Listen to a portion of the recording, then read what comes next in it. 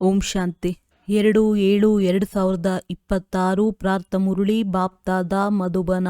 ಮಧುರ ಮಕ್ಕಳೇ, ನೀವು ವಿಕಾರಗಳನ್ನು ದಾನ ಕೊಟ್ಟರೆ ರಾಹುವಿನ ಗ್ರಹಣ ಬಿಡುವುದು. ದಾನ ಕೊಟ್ಟರೆ ಗ್ರಹಣ ಬಿಡುವುದು.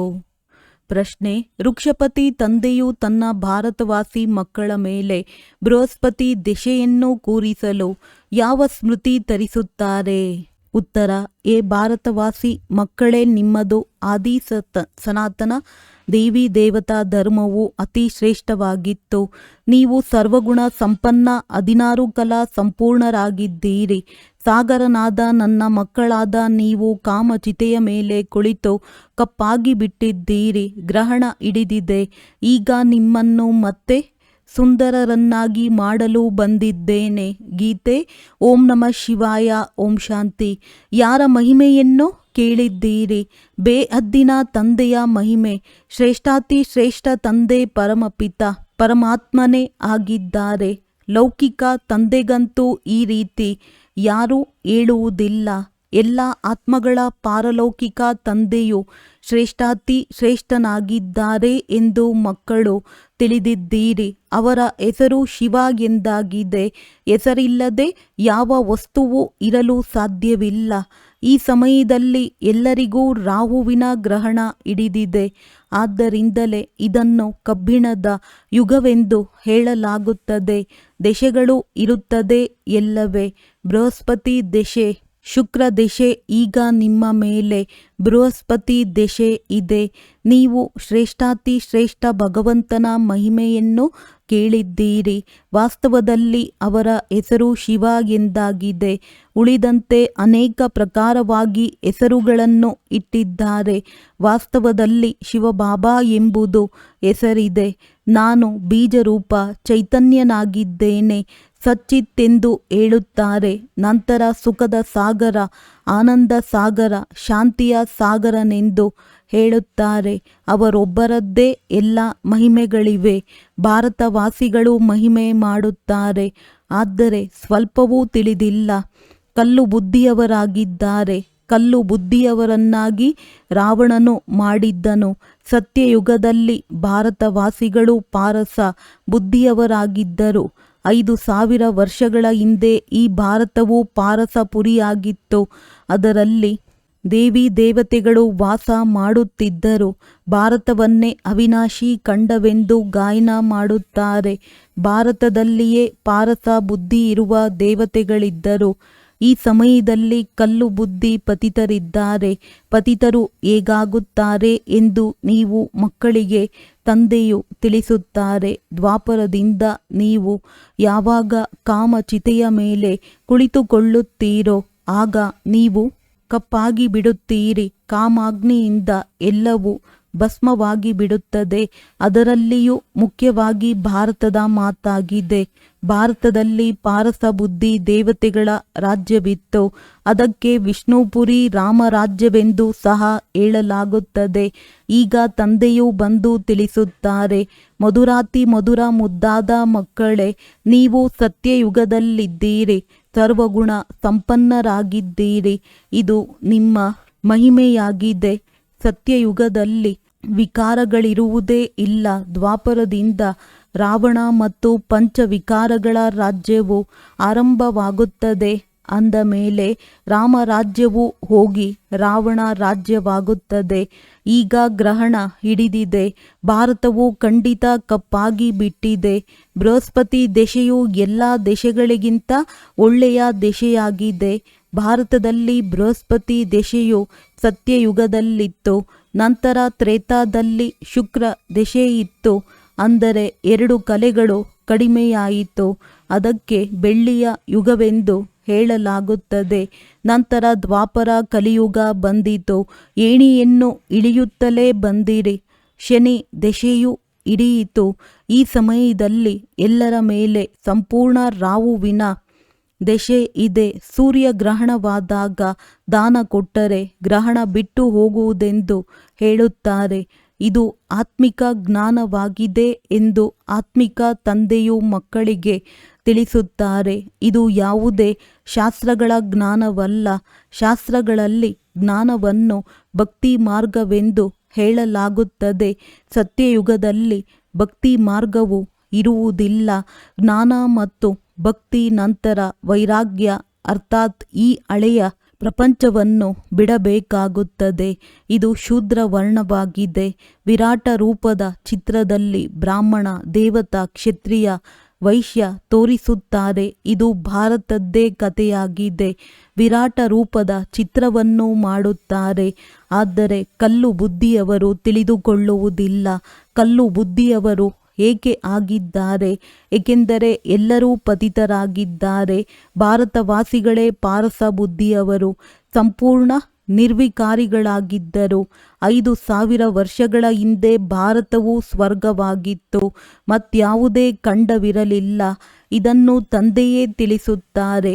ಈ ರಾಜಯೋಗವನ್ನು ಯಾರು ಕಲಿಸುತ್ತಾರೆ? ಜ್ಞಾನಸಾಗರನಾದ ಶಿವಾಚಾರ್ಯ ಕಲಿಸುತ್ತಾರೆ. ಯಾವುದೇ ಮನುಷ್ಯನಿಗೆ ಜ್ಞಾನಸಾಗರ ಸರ್ವರ ಪತಿತ ಪಾವನನೆಂದು ಹೇಳಲಾಗುವುದಿಲ್ಲ. ಎಲ್ಲರ ಮುಕ್ತಿದಾತ ಒಬ್ಬರೇ ಆಗಿದ್ದಾರೆ. ದುಃಖದಲ್ಲಿ ರಾವಣನಿಂದ ಬಿಡಿಸಲು ಸ್ವಯಂ ತಂದೆಯೇ ಬಂದು ಮಾರ್ಗದರ್ಶಕನಾಗಿ ಕರೆದುಕೊಂಡು ಹೋಗುತ್ತಾರೆ. ಅವರಿಗೆ ಆತ್ಮೀಯ ಮಾರ್ಗದರ್ಶಕನೆಂದು ಹೇಳಲಾಗುತ್ತಾರೆ. ನಾನು ನೀವೆಲ್ಲ ಆತ್ಮರ ಮಾರ್ಗದರ್ಶಕನಾಗಿದ್ದೇನೆ. ನಿಮ್ಮೆಲ್ಲರನ್ನು ಹಿಂತಿರುಗಿ ಕರೆದುಕೊಂಡು ಹೋಗುತ್ತೇನೆ ಎಂದು ತಿಳಿಸುತ್ತಾರೆ. ನನ್ನಂತಹ ಮಾರ್ಗದರ್ಶಕನು ಯಾರೂ ಇರಲು ಸಾಧ್ಯವಿಲ್ಲ. God is liberator, guide, blessful. ಭಗವಂತನು ಮುಕ್ತಿದಾತ, ಮಾರ್ಗದರ್ಶಕ, ಆನಂದ ಸಾಗರನಾಗಿದ್ದಾನೆ. ಎಲ್ಲರ ಮೇಲೆ ದಯೆ ತೋರಿಸುತ್ತಾರೆ. ಏಕೆಂದರೆ ಸಾಗರನ ಮಕ್ಕಳೆಲ್ಲರೂ ಕಾಮಚಿತೆಯ ಮೇಲೆ ಕುಳಿತು ಸುಟ್ಟು ಹೋಗಿದ್ದಾರೆ. ಅದರಲ್ಲಿಯೂ ಮುಖ್ಯವಾಗಿ ಭಾರತದ್ದೇ ಮಾತಾಗಿದೆ. ನೀವು 16 ಕಲಾ ಸಂಪೂರ್ಣರಾಗಿದ್ದೀರಿ, ಸಂಪೂರ್ಣ ನಿರ್ವಿಕಾರಿಗಳಾಗಿದ್ದೀರಿ ಎಂದು ತಂದೆಯು ತಿಳಿಸುತ್ತಾರೆ. ಈಗ ಕಾಮಚಿತೆಯ ಮೇಲೆ ಕುಳಿತು ಏನಾಗಿ ಬಿಟ್ಟಿದ್ದೀರಿ? ಈಗ ತಂದೆಯು ಪುನಃ ಬಂದಿದ್ದಾರೆ. ವೃಕ್ಷಪತಿ ತಂದೆಯು ಬಂದು ಮನುಷ್ಯರೆಲ್ಲರ ಮೇಲೆ ಬೃಹಸ್ಪತಿ ದೆಸೆಯನ್ನು ಕೂರಿಸುತ್ತಾರೆ. ಮುಖ್ಯವಾಗಿ ಭಾರತ ಮತ್ತು ಇಡೀ ಪ್ರಪಂಚದ ಮೇಲೆ ಈ ಸಮಯದಲ್ಲಿ ರಾಹುವಿನ ಗ್ರಹಣ ಹಿಡಿದಿದೆ.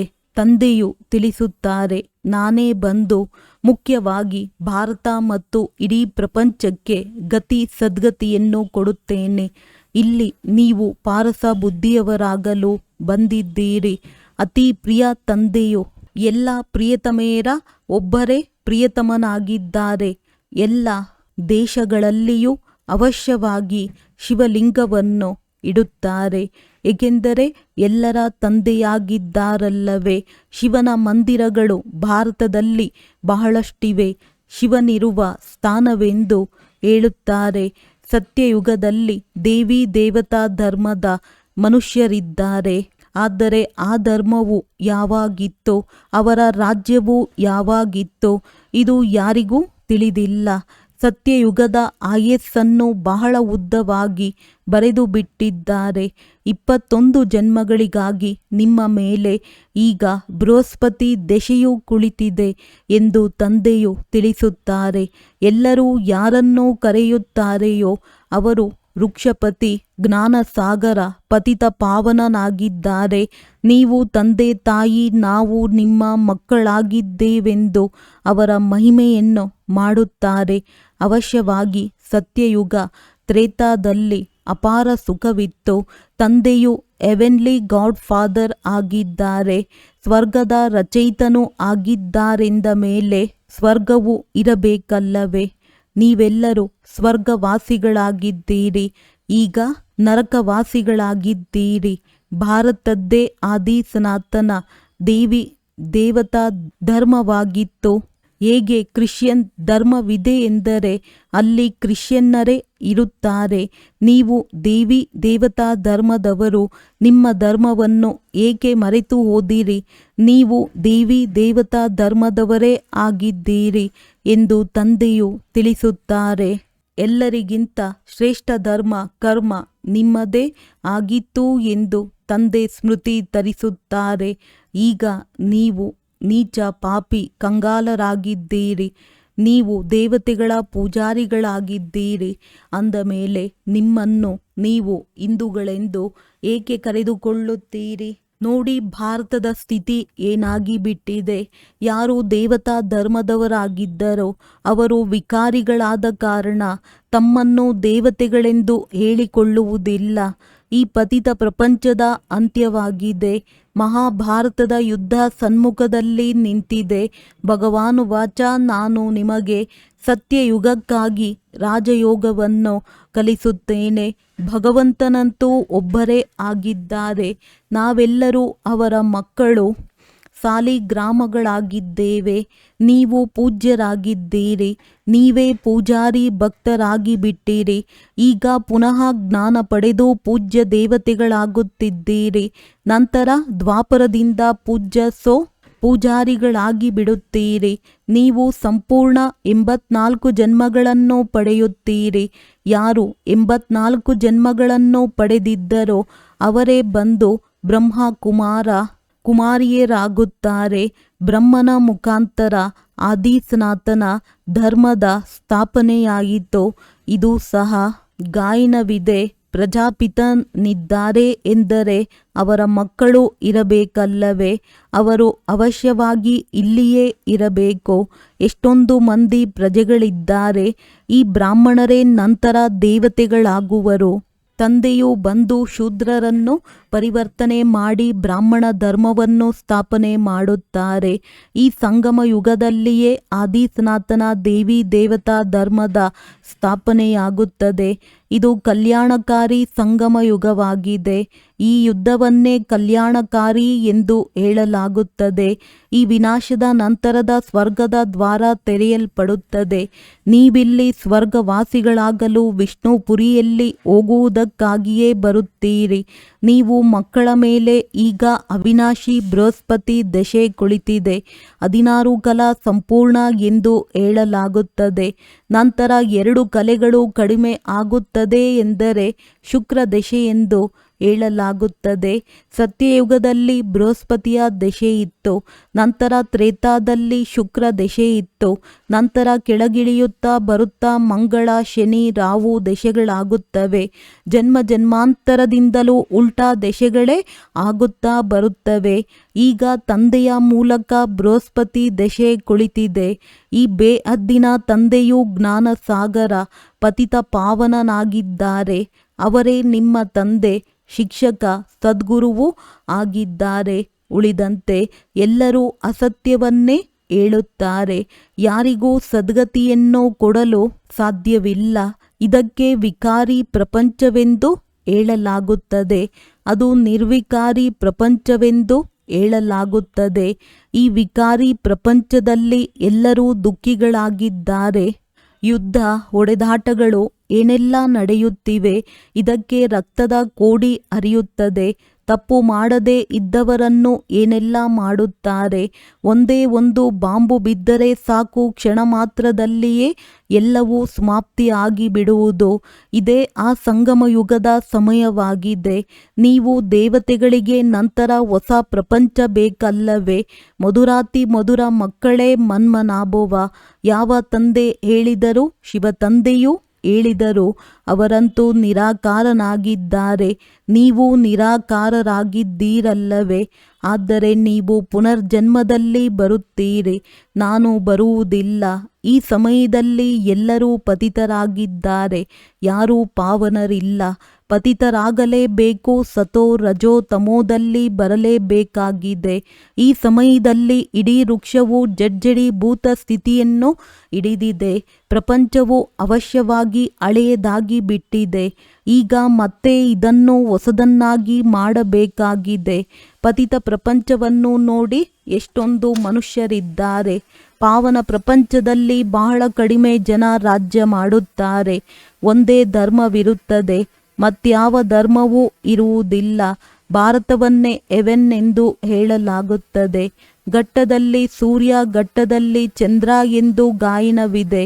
ಸತ್ಯಯುಗದಲ್ಲಿ 9 ಲಕ್ಷ ಜನಸಂಖ್ಯೆ ಇರುತ್ತದೆ. ನಂತರ ವೃದ್ಧಿಯಾಗುತ್ತದೆ. ಮೊದಲು ಹೂವಿನ ಗಿಡ, ಚಿಕ್ಕದಾಗಿರುತ್ತದೆ. ಮುಳ್ಳಿನ ಕಾಡು ಎಷ್ಟು ದೊಡ್ಡದಾಗಿದೆ. ದೆಹಲಿಯಲ್ಲಿ ಮೊಘಲ್ ಗಾರ್ಡನ್ ಎಷ್ಟು ಚೆನ್ನಾಗಿದೆ ನೋಡಿ. ಅದಕ್ಕಿಂತಲೂ ದೊಡ್ಡ ಗಾರ್ಡನ್ ಮತ್ಯಾವುದೂ ಇಲ್ಲ. ಕಾಡನ್ನು ನೋಡಿ ಎಷ್ಟೊಂದು ದೊಡ್ಡದಾಗಿರುತ್ತದೆ. ಸತ್ಯಯುಗದ ಗಾರ್ಡನ್ ಸಹ ಚಿಕ್ಕದಾಗಿರುತ್ತದೆ. ನಂತರ ವೃದ್ಧಿ ಹೊಂದುತ್ತಾ ದೊಡ್ಡದಾಗುತ್ತದೆ. ಈಗಂತೂ ಮುಳ್ಳಿನ ಕಾಡಾಗಿ ಬಿಟ್ಟಿದೆ. ರಾವಣನು ಬಂದು ಮುಳ್ಳಿನ ಕಾಡನ್ನಾಗಿ ಮಾಡುತ್ತಾನೆ. ಇದು ಮುಳ್ಳಿನ ಕಾಡಾಗಿದೆ. ಪರಸ್ಪರದಲ್ಲಿ ಹೊಡೆದಾಡುತ್ತಾರೆ. ಅಂದ ಮೇಲೆ ಒಬ್ಬರನ್ನೊಬ್ಬರು ಕೊಲೆ ಮಾಡುತ್ತಾರೆ. ಎಷ್ಟೊಂದು ಕೋಪವಿದೆ. ವಾನರಿಗಿಂತ ಕೀಳು ಮಟ್ಟವೆಂದು ಹೇಳಲಾಗುತ್ತದೆ. ನನ್ನ ಮುದ್ದಾದ ಮಕ್ಕಳೇ, ನಿಮ್ಮ ಮೇಲೆ ಈಗ ವೃಕ್ಷಪತಿಯ ದಶೆ ಇದೆ ಎಂದು ತಂದೆಯು ತಿಳಿಸುತ್ತಾರೆ. ಈಗ ದಾನ ಕೊಟ್ಟರೆ ಗ್ರಹಣ ಬಿಡುವುದು. ಸಂಪೂರ್ಣ ನಿರ್ವಿಕಾರಿಗಳು ಇಲ್ಲಿಯೇ ಆಗಬೇಕಾಗಿದೆ. ನಂತರ ಶರೀರ ಬಿಟ್ಟು ಮತ್ತೆ ಶಿವಾಲಯದಲ್ಲಿ ಬರುತ್ತೇವೆ. ಶಿವಾಲಯದಲ್ಲಿ ಬಹಳ ಸುಖವಿರುತ್ತದೆ. ದೇವಿ ದೇವತೆಗಳ ರಾಜ್ಯವಿರುತ್ತದೆ. ಸತ್ಯಯುಗವನ್ನು ಶಿವಾಲಯ, ಕಲಿಯುಗವನ್ನು ವೇಶ್ಯಾಲಯವೆಂದು ಹೇಳಲಾಗುತ್ತದೆ. ಇದು ವೇಶ್ಯಾಲಯ. ರಾವಣನು ಸ್ಥಾಪನೆ ಮಾಡಿದ್ದನು. ಪತಿತರಿಂದ ಪಾವನರಾಗಬೇಕಾಗಿದೆ. ಅಂದ ಮೇಲೆ ಹೇಗಾಗುವುದು? ತ್ರಿವೇಣಿ ಸಂಗಮದಲ್ಲಿನ ಗಂಗಾ ಸ್ನಾನದಿಂದ ಪಾವನರಾಗುವಿರೇನು? ಇದಂತೂ ಜನ್ಮಾಂತರ ಮಾಡುತ್ತಲೇ ಬಂದಿರಿ. ಕೋಟಿಗಟ್ಟಲೆ ಮನುಷ್ಯರು ಹೋಗಿ ಸ್ನಾನ ಮಾಡುತ್ತಾರೆ. ಬಹಳಷ್ಟು ನದಿಗಳು, ಕಾಲುವೆಗಳು, ಕೊಳಗಳು ಇತ್ಯಾದಿಗಳಿವೆ. ಎಲ್ಲಿ ನೀರನ್ನು ನೋಡುತ್ತಾರೆಂದರೆ ಅಲ್ಲಿಗೆ ಹೋಗಿ ಸ್ನಾನ ಮಾಡುತ್ತಾರೆ. ಏಕೆಂದರೆ ತಮ್ಮನ್ನು ತಾವು ಪತಿತರಾಗಿದ್ದೇವೆ ಎಂದು ತಿಳಿದುಕೊಂಡಿದ್ದಾರೆ. ಈಗ ನಿಮ್ಮನ್ನು ಪಾರಸನಾಥನು ಪಾರಸ ಬುದ್ಧಿಯವರನ್ನಾಗಿ ಮಾಡುತ್ತಿದ್ದಾರೆ. ಅಂದ ಮೇಲೆ ಅಂತಹ ಪಾರಸನಾಥ ತಂದೆಯನ್ನು ಎಷ್ಟೊಂದು ಪ್ರೀತಿಯಿಂದ ನೆನಪು ಮಾಡಬೇಕು. ಒಳ್ಳೆಯದು. ಮಧುರಾತಿ ಮಧುರ ಅಗಲಿ ಹೋಗಿ ಮರಳಿ ಸಿಕ್ಕಿರುವ ಮಕ್ಕಳ ಪ್ರತಿ ಮಾತ್ಪಿತಾ ಬಾಪ್ ದಾದಾರವರ ನೆನಪು, ಪ್ರೀತಿ ಹಾಗೂ ಸುಪ್ರಭಾತ. ಆತ್ಮಿಕ ಮಕ್ಕಳಿಗೆ ಆತ್ಮಿಕ ತಂದೆಯ ನಮಸ್ತೆ. ಧಾರಣೆಗಾಗಿ ಮುಖ್ಯ ಸಾರ. ಈ ಮುಳ್ಳಿನ ಪ್ರಪಂಚದಿಂದ ಹೂದೋಟಕ್ಕೆ ಹೋಗಲು ಯಾವುದೇ ಮುಳ್ಳುಗಳಿವೆ, ಅವನ್ನು ತೆಗೆಯಬೇಕು. ಪಾರಸ ಬುದ್ಧಿಯವರಾಗಲು ತಂದೆಯನ್ನು ಬಹಳ ಪ್ರೀತಿಯಿಂದ ನೆನಪು ಮಾಡಬೇಕಾಗಿದೆ. ಈ ಕಲ್ಯಾಣಕಾರಿ ಸಂಗಮ ಯುಗದಲ್ಲಿ ಶೂದ್ರರಿಂದ ಬ್ರಾಹ್ಮಣ್ಸೋ ದೇವತೆಗಳಾಗುವ ಪುರುಷಾರ್ಥ ಮಾಡಬೇಕಾಗಿದೆ. ರಾಹುವಿನ ಗ್ರಹಣದಿಂದ ಬಿಡಿಸಿಕೊಳ್ಳಲು ವಿಕಾರಗಳ ದಾನ ಕೊಡಬೇಕಾಗಿದೆ. ವರದಾನ. ಸಂಗಮ ಯುಗದಲ್ಲಿ ಪ್ರತಿಯೊಂದು ಕರ್ಮವು ಕಲೆಯ ವಿಶೇಷತೆ ರೂಪದಲ್ಲಿ ಮಾಡುವಂತಹ 16 ಕಲಾ ಸಂಪನ್ನ ಭವ. ಸಂಗಮ ಯುಗದ ವಿಶೇಷ ಕರ್ಮವೆಂಬ ಕಲೆಯನ್ನು ತೋರಿಸುವ ಯುಗವಾಗಿದೆ.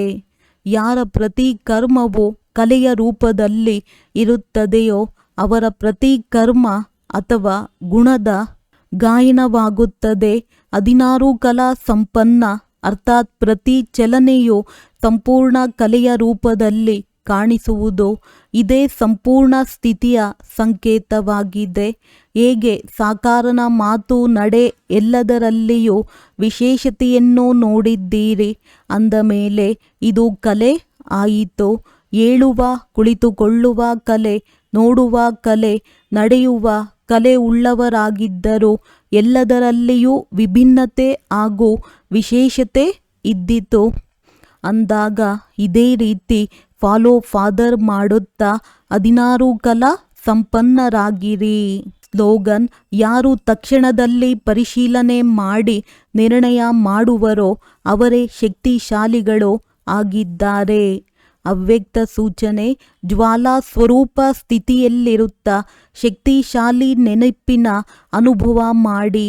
ನೀವು ಮಕ್ಕಳ ಯೋಗ ಯಾವಾಗ ಜ್ವಾಲಾ ಸ್ವರೂಪ ಶಕ್ತಿಶಾಲಿಯಾಗಿರುತ್ತದೆ ಆಗ ಪವಿತ್ರತೆಯ ಅಗ್ನಿ ಸೆಕೆಂಡಿನಲ್ಲಿ ವಿಶ್ವದ ಕಸವನ್ನು ಭಸ್ಮ ಮಾಡಬಹುದು.